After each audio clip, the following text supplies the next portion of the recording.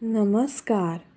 आपण ऐकत आहात श्री ब्रह्मचैतन्य महाराज गोंदवलेकर यांची प्रवचने. वाचन स्वर अनुपमा संकेत. परमार्थात अभिमान आड येतो. शास्त्रात 2 गोष्टी सांगितल्या आहेत. इहलोक आणि परलोक कसे साधावेत हे दोन्ही स्पष्ट केले आहे. परंतु आपण प्रपंच तडीचा आणि परमार्थ सवडीचा मानतो. या दोन्ही गोष्टीत जाणत्यांची संगत लागते. परलोक साधून येणाऱ्याला सद्गुरू म्हणतात. जो मनुष्य आपल्याला कळत नाही हे कबूल करतो त्यालाच सद्गुरूकडे जाण्याचा रस्ता मोकळा होतो. आपण भगवंताला शरण जात नाही, कारण आपला अभिमानच या शरण जाण्याच्या आड येतो.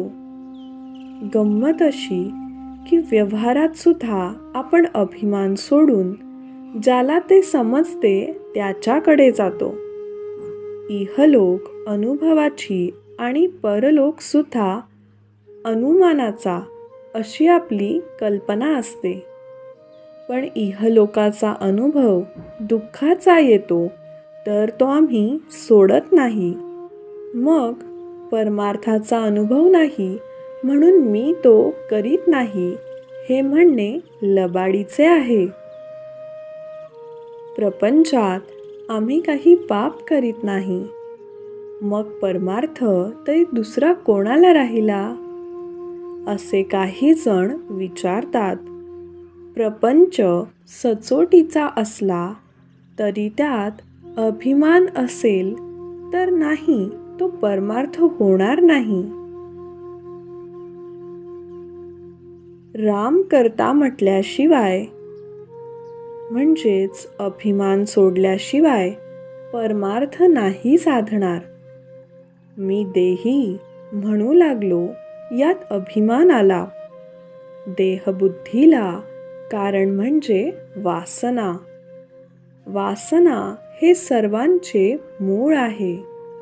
माझा जन्मच जर वासनेत आहे तर ती बाजूला काढल्यावर आम्ही जिवंत कसे राहू असे वाटते.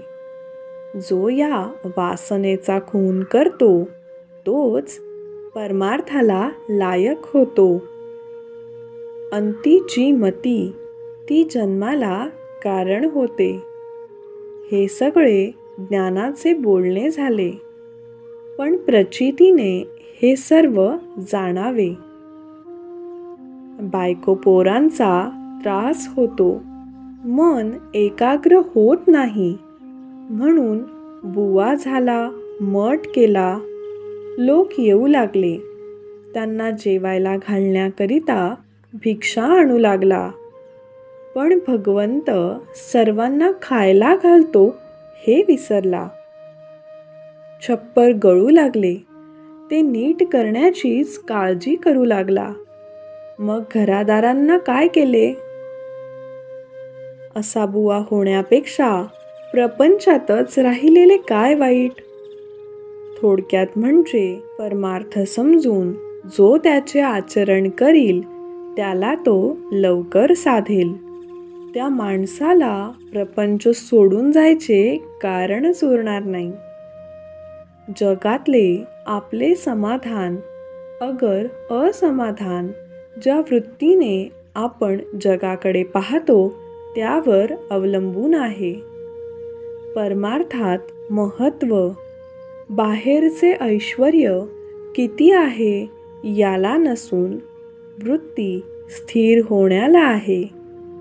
आणि भगवंताचे सतत अनुसंधान हाच वृत्ती स्थिर होण्याचा एकमेव उपाय आहे.